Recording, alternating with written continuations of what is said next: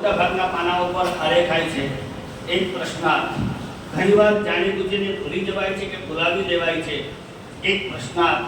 અને હવે તમે જે એક પાત્રીય અભિનય અહીંયા નિહાળજો એ પણ તમારી સામે મૂકી જશે એક પ્રશ્નાર્થ.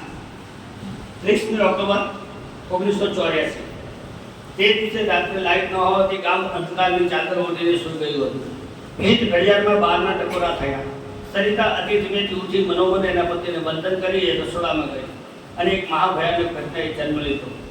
સરિતાએ આત્મહત્યા કરી લીધી. સરિતાના મૃત્યુ પછી એના પતિ આનંદ મહેતાના ચહેરા પર આનંદને બદલે ઘેરા વિષાદના વાદળાઓ પથરાયેલા રહે છે. એના મમ્મીને ગમતું નથી એટલે ધીરેથી કહે છે, બેટા આનંદ, જેને તારી ચિંતા ન કરી, તારી દીકરી સ્મૃતિની ચિંતા ન કરી, એની પાછળ અર્ધપાગલ રહેવાનો શું અર્થ છે? હવે તો બસ એક જ રસ્તો છે આનંદ. અને માતાએ કહેલી આ વાતનો જવાબ કથાનો નાયક આનંદ મહેતા એનો જવાબ આપે છે. એ છે ખુશ્બુ ખોરતા ખ્વાબ, સુગંધ શોધતું સમૂહ. એક પાત્રીય અભિનય, દહેજ પ્રથા પર આધારિત એક પાત્રીય અભિનય, સુગંધ શોધતું સમૂહ.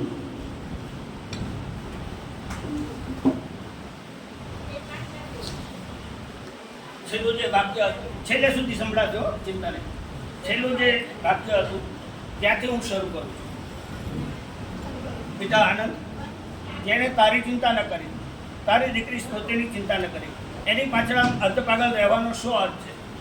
એને ભૂલીને નવેસરથી સંસાર માંડવાનો એમ જ નહીં. અને આવી વાતો સાંભળી તો હું કંટાળી ગયો છું. વ્યક્તિના મરણ નીચે અદબ જાળવે એવા સમાજને હું સમાન નહીં દાડોનું તોડું ગણું છું. સ્મૃતિના દુઃખને તમે નગણ્ય ગણો છો, મારી સરિતાના દુઃખને તમે નગણ્ય ગણો છો. અને આ કે લઘુવયમાં માની મમતા ગુમાવી ચૂકેલી મારી સ્મૃતિના દુઃખને તમે નગણ્ય ગણો છો. હવે તો તું સાચું બોલું, તે ક્યારેય સરિતાની તારી દીકરી માની છે? એક મિનિટ પણ તું એની માં બની છો?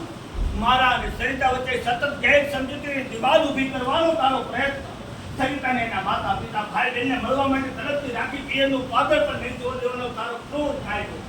આ બધાનો અંજામ શું આવશે એ તું નથી જાણતું. પણ સાચી વાત તો એ કે પપ્પાએ મારા લગ્ન તારી મરજી વિરુદ્ધ મારી લાગણીને માન આપીને સરિતા સાથે કર્યા એ તને ખટકતું હતું. એટલે તો લગ્ન બાદ પણ તે મને અલગ ન થવાનું. આપણું નવું મકાન તૈયાર થઈ જાય ત્યાં સુધી રાહ જોવાનું કહી સરિતા માટે ટેકાનો ખાસ અસહ્ય બનાવ્યો. હવે તો તું સાચું બોલ, તે ક્યારેય સરિતાને તારી દીકરી માની છે? અરે એક મિનિટ પણ તું એની માં બની છો? તે સાંભળેલી ધાર્મિક કથાઓ પણ તને ખપ ન લાગે? અરે મંથરા પ્રત્યે ધિક્કાર બતાવવી તું આધુનિક મંથરા નથી. તારી મમતાએ હેત મેરા હૈયાનો વિષામોને લાક્ષા ગૃહની આધુનિક આવૃત્તિ છે. દરેક સાસુએ ન ભૂલી જવું જોઈએ કે પોતે પણ એક દિવસ બહુ હતી. તારો આઘાત કે વતન મારા રોમે રોમમાં ભીષણ આગ લગાડે છે. તમારે કોઈએ મારી પાસે ન આવું. જાઓ, ચાલ્યા જાઓ. મને એકલો તરફડવા દો. બારી બાથી આથમતા સૂરજના મને એકલો જોવા દો. વૈજ્ઞાનિકોએ ઘણા સંશોધનો કર્યા છે, પણ આવી સાસુઓના સદનસીબે હજુ એક સંશોધન થવાનું બાકી છે. તે છે ગેસ કે સ્ટવને બોલતા કરવાનું. જો ગેસ કે સ્ટવ બોલી શકતા હોત તો આના જેવી અનેક સાસુઓ અને નવવધુના જીવનને છિન્ન ભિન્ન કરવામાં મદદરૂપ થતી એ નણંદો, દેરાણીઓ કે જેઠાણીઓને ફાંસીના ફંદાને લાયક ઠેરવવા અદાલતમાં ગેસ કે સ્ટવ સાક્ષી તરીકે હાજર થઈ જાય.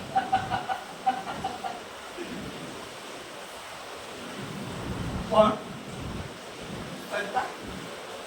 અત્યારે અહીં સરિતા તને ગુલાબનું ફૂલ બહુ ગમે છે ને? જો આજે પણ આપણા આંગણામાં ગુલાબનું ફૂલ ઉભું છે. ઓહ, કેવું તું છો! મારા હાથમાંથી ગુલાબનું ફૂલ નીચે પડી ગયું અને હું જોતો રહી ગયો. કાંટો વાગેલી માત્ર મારી આંગળી. હા, મારા હાથમાંથી સરિતા રૂપી ગુલાબનું ફૂલ નીચે પડી ગયું અને હું જોતો રહી ગયો. કાંટો વાગેલી માત્ર મારી આંગળી. પણ એ દોસ્ત, તું કેમ ઉદાસ થઈ ગયો? ચક્કો છે ચક્કો. બિચારો 2 દિવસ પહેલા જ વિધો થઈ ગયો. એની પત્ની ચકલી ઝડપથી ફરતા પંખા સાથે તાલ ન મિલાવી શકીને મરી ગઈ. ને મારી પત્ની સરિતા એ ઝડપથી બદલાતા જતા જમાના સાથે તાલ ન મિલાવી શકીને એ મરી ગઈ. તું વિધુર અને હું વિધુર. પણ દોસ્ત, તારી પાસે કોઈ સંપત્તિ છે ખરી? ના ના, જો તારી પાસે સંપત્તિ હોત તો તારા મા ગ્રહના બચ્ચાઓને મોટા કરવાની મહાન ભાવનાના ઓઠા હેઠળ એકાદ સંપત્તિ ગોઠવી શકતી આવત પણ નહીં. પણ દોસ્ત, તમારામાં લગ્ન દહેજની અપેક્ષા એ નથી થતા, અને એટલે તો રાત્રિના અંધકારમાં કોઈ ચકલીને ગળું દબાવી ગુંગળાવીને મારી નાખવામાં નથી આવતી, કે રાત્રિના અંધકારમાં કોઈ ચકલીને અગ્નિ સ્નાન પણ નથી કરવું પડતું, અને એ તો તમારા સમાજનું વીજળું પણ છે દોસ્ત. જવા દે યાર, તુંય કીધું અને હું કીધું, તારા બચ્ચા માવ્યાઓના અને મારી સ્મૃતિ પણ માવ્યોની. તારી પત્ની ચકલી ઝડપથી પગના બંધન સાથે તાલમાં મિલાવી શકીને મરી ગઈ, ને મારી પત્ની દહેજના ખપ્પરમાં હોવાઈ ગઈ. સ્મૃતિ મારી એકની એક લાડકબાઈ દીકરી, બિલકુલ એની મમ્મી જેવી છે. કાદું એવું તો બોલે છે, મને જુએ એટલે તરત જ કહે, પપ્પા પપ્પા મારી મમ્મી ક્યારે આવશે. મારી મમ્મી, હું એને કેમ કરીને સમજાવું કે બેટા તારી મમ્મી હવે ક્યારેય નહીં આવે, કેમ કરીને સમજાવું. સ્મૃતિને લઈને હું હવે એની દૂર જગ્યાએ ચાલ્યો જઈશ, જ્યાં સંપત્તિના ભૂખ્યા રિવાજ નહીં હોય, જ્યાં માણસનો દુશ્મના સમાજ નહીં હોય, ત્યાં હશે હું અને માત્ર મારી સ્મૃતિ. હું નથી ઈચ્છતો કે 25 વર્ષ બાદ ફરીથી એક ભયાનક રાત્રિનું પુનરાગમન થાય, સંબંધોનું કફન ઓઢીને તકલાદી રુદન થાય, ડાકુઓ આવીને મારી સ્મૃતિના બળી ગયેલા મૃતદેહને લઈ જાય, અને છતાંય અજવાળોના પારા પર હાલે થાય કે રસોઈ કરતા દાદી કે ન વધુ હું નથી. અને એટલે જ મારી સ્મૃતિને લઈને હું દૂર દૂર ચાલ્યો જઈશ.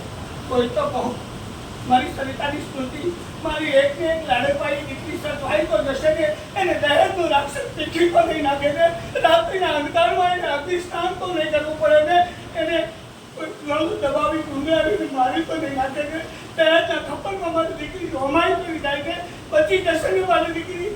મારી સરિતાની સ્મૃતિ સચવાઈ જશે ને, સચવાઈ તો જશે ને, સચવાઈ તો.